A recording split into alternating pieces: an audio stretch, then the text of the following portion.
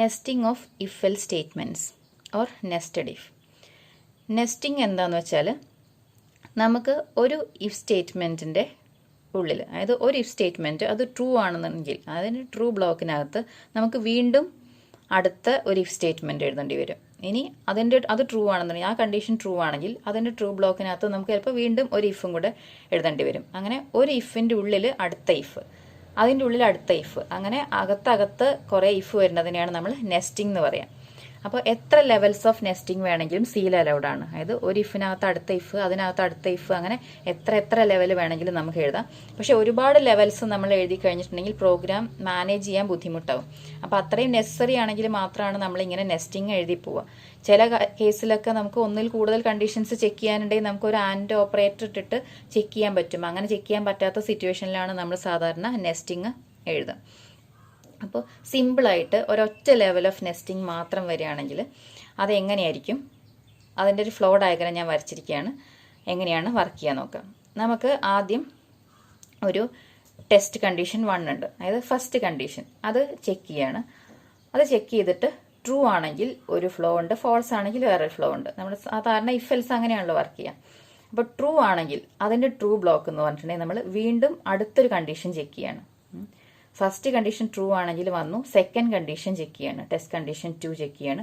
അത് ട്രൂ ആണെങ്കിൽ നമുക്ക് ഒരു സ്റ്റേറ്റ്മെന്റ് ബ്ലോക്ക് എക്സിക്യൂട്ട് ചെയ്യണം. അതിനെ സ്റ്റേറ്റ്മെന്റ് 1 എന്ന് എഴുതിയിട്ടുണ്ട്.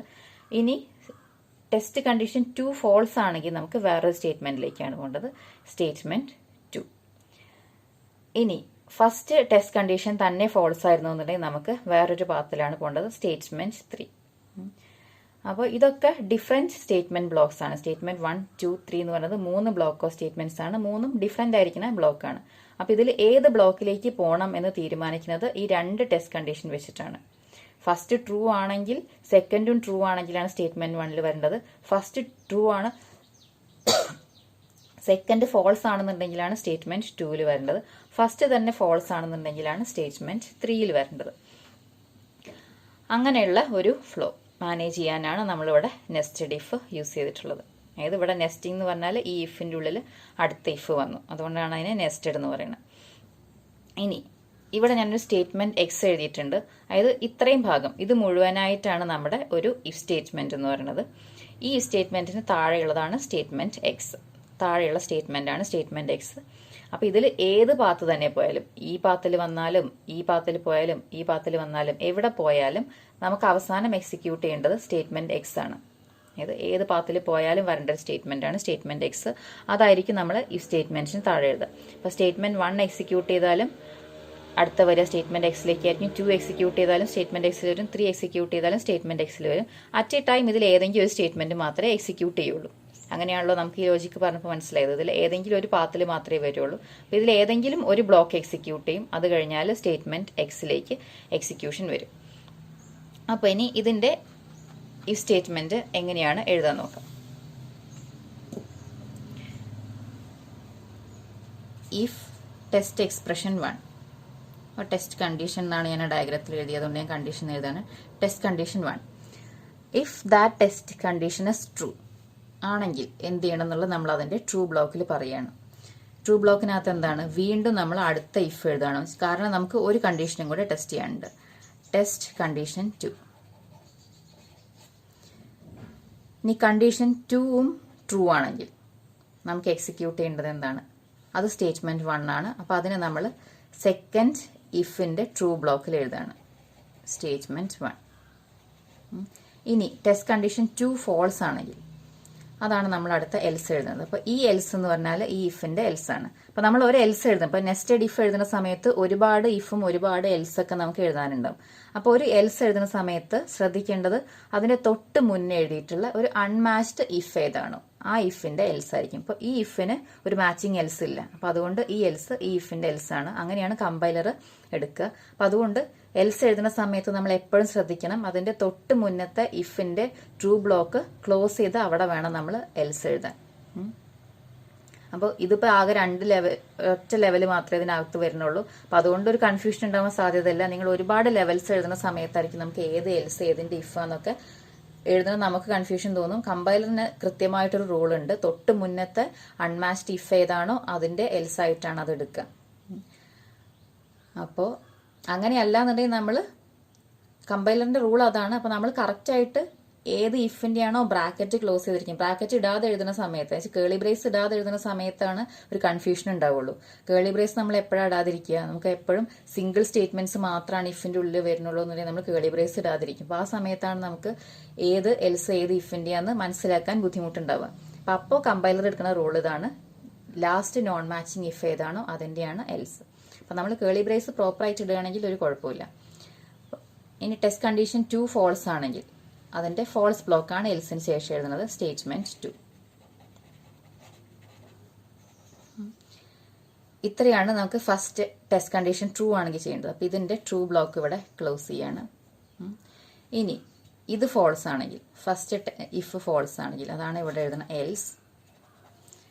അത് ഫോൾസ് ആണെങ്കിൽ നമ്മൾ പോണത് സ്റ്റേറ്റ്മെന്റ് 3ലേക്കാണ്.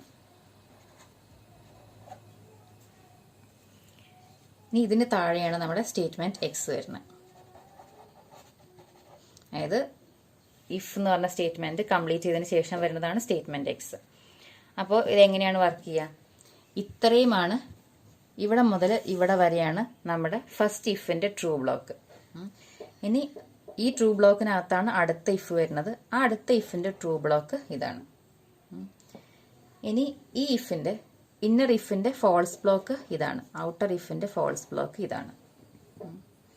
ഇനി ഇതിൽ അറ്റ് എ ടൈം അപ്പോൾ ഏതെങ്കിലും ഒരു സ്റ്റേറ്റ്മെന്റ് മാത്രമാണ് എക്സിക്യൂട്ട് ചെയ്യുക. അപ്പോൾ സ്റ്റേറ്റ്മെന്റ് 3 ആയിരുന്നു എക്സിക്യൂട്ട് ചെയ്തതെന്നുണ്ടെങ്കിൽ അത് കഴിഞ്ഞാൽ സ്റ്റേറ്റ്മെന്റ് എക്സിലേക്കാണ് വരിക. ഇനി സ്റ്റേറ്റ്മെന്റ് 2 ആണ് എക്സിക്യൂട്ട് ചെയ്തതെന്നുണ്ടെങ്കിലും അത് കഴിഞ്ഞാൽ സ്റ്റേറ്റ്മെന്റ് എക്സിലേക്കാണ് വരിക. ഇനി സ്റ്റേറ്റ്മെന്റ് 1 എക്സിക്യൂട്ട് ചെയ്ത് കഴിഞ്ഞാലും വരിക സ്റ്റേറ്റ്മെന്റ് എക്സിലേക്കാണ്. ഇങ്ങനെയാണ് ഇതിന്റെ ഫ്ലോ വരിക.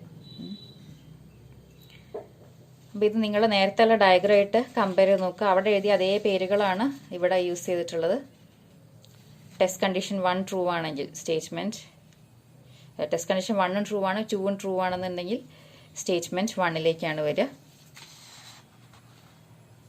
ഇനി ഇത് സെക്കൻഡ് കണ്ടീഷൻ ഫോൾസ് ആണെങ്കിൽ സ്റ്റേറ്റ്മെന്റ് 2ലേക്കാണ് വരിക. ഇതിന്റെ എൽസിലാണ് നമ്മൾ എഴുതിയിട്ടുള്ളത്. ഇനി ഫസ്റ്റ് കണ്ടീഷൻ തന്നെ ഫോൾസ് ആണെങ്കിൽ, അതായത് ഫസ്റ്റിന്റെ എൽസിൽ സ്റ്റേറ്റ്മെന്റ് 3ലേക്കാണ് വരിക. സ്റ്റേറ്റ്മെന്റ് 3 അതിന്റെ എൽസിലാണ് എഴുതിയിട്ടുള്ളത്. അപ്പോൾ ഇങ്ങനെയാണ് നമ്മൾ നെസ്റ്റിംഗ് ഓഫ് ഇഫ് എൽസ് എഴുതുക. ഇനി നെസ്റ്റിംഗ് എന്ന് പറയുമ്പോൾ ഇപ്പം നമ്മൾ ഇഫിന്റെ ട്രൂ ബ്ലോക്കിൽ മാത്രമാണ് അടുത്ത ഇഫ് എഴുതിയിട്ടുള്ളത്. നമുക്ക് അതിന്റെ ഫോൾസ് ബ്ലോക്കിലും എഴുതാം. ഈ എൽസിന്റെ ഉള്ളിൽ നമുക്ക് അടുത്ത ഇഫ് എഴുതാം. അപ്പോൾ അതിനെ നമ്മൾ എൽസ് ഇഫ് ലാഡർ എന്ന് പറഞ്ഞിട്ട് വേറൊരു കാറ്റഗറിയിൽ പെടുത്തിയിട്ടുണ്ട്. ഇനി നമുക്ക് എപ്പോഴൊക്കെ നമുക്ക് കേളി ബ്രേസ് വേണ്ടാന്ന് വെക്കാൻ നോക്കാം. അപ്പോൾ ഇവിടെ ഈ ഇഫിന്റെ ഉള്ളിൽ നമുക്ക് ഒരൊറ്റ ഇഫ് സ്റ്റേറ്റ്മെന്റ് മാത്രമേ ഉള്ളൂ അല്ലേ. അതായത് ഈ ഇഫിന്റെ ട്രൂ ബ്ലോക്ക് ഇതാണ്. ഈ ട്രൂ ബ്ലോക്കിനകത്ത് വരുന്നത് വേറൊരു ഇഫാണ്. അതായത് ഇത് കംപ്ലീറ്റ് ആയിട്ട് ഒരു സ്റ്റേറ്റ്മെന്റ് ആണ് അല്ലേ. ഇത്രയും പോർഷൻ കംപ്ലീറ്റ് ആയിട്ട് ഒരു സ്റ്റേറ്റ്മെന്റ് ആണ്. അങ്ങനെ നോക്കുമ്പോൾ നമുക്ക് ഔട്ടർ ഇഫിനകത്ത് ഒരു ഇഫ് മാത്രമാണ് വരുന്നത്. അപ്പം നമുക്ക് വേണമെങ്കിൽ ഈ കേളി ബ്രേസ് വേണ്ടാന്ന് വെക്കാം. ഇത് വേണ്ടാന്ന് വെച്ചാലും കുഴപ്പമില്ല. പക്ഷേ നെസ്റ്റഡ് ഇഫ് എൽസ് എഴുതുന്ന സമയത്ത് കേളി ബ്രേസ് ഇടുന്നതാണ് നല്ലത്. എന്നുവെച്ചാൽ ഇവിടെ ഒരു കേളി ബ്രേസ് ഇല്ലാണ്ട് ഒരു എൽസ് ഇരിക്കുമ്പോൾ ഇത് തൊട്ട് മുന്നത്തെ അൺമാച്ച്ഡ് ഇഫിൻ്റെ ആണെന്ന് മനസ്സിലാവും. അത് നിങ്ങൾക്ക് കറക്റ്റായിട്ട് നിങ്ങൾ ഒരുപാട് പ്രോഗ്രാംസ് എഴുതി നിങ്ങൾ അത്രയും ഇതുമായിട്ട് ഫെമിലിയർ ആയതിനു ശേഷം നിങ്ങൾക്ക് ഇങ്ങനെ കേളി ബ്രേസ് ഒക്കെ ഒഴിവാക്കാം. അപ്പോൾ നമ്മൾ നേരത്തെ പറഞ്ഞ എൽസ് ഇഫ് ലാഡർ എന്ന് പറയുന്നതും ഒരു കൈൻഡ് ഓഫ് നെസ്റ്റിംഗ് തന്നെയാണ്. ഇവിടെ നമ്മൾ നെസ്റ്റിംഗ് അപ്ലൈ ചെയ്തിരിക്കുന്നത് ഇഫിൻ്റെ ട്രൂ ബ്ലോക്കിലാണ്, മറ്റിടത്ത് നെസ്റ്റിംഗ് അപ്ലൈ ചെയ്തിരിക്കുന്നത് അതിൻ്റെ ഫോൾസ് ബ്ലോക്കിലാണെന്ന് മാത്രം. അതിന് 2 പേരിട്ടാണ് വിളിക്കുന്നത്. ഇതിന് നമ്മൾ നെസ്റ്റഡ് ഇഫ് എന്നും മറ്റതിന് എൽസ് ഇഫ് ലാഡർ എന്ന് വിളിക്കണമെന്നേ ഉള്ളൂ. അപ്പോൾ ഇനി ഇതിൻ്റെ എക്സാമ്പിൾ പ്രോഗ്രാംസ് നോക്കണം. എക്സാമ്പിൾ അടുത്ത വീഡിയോ ആയിട്ട് പറയാം.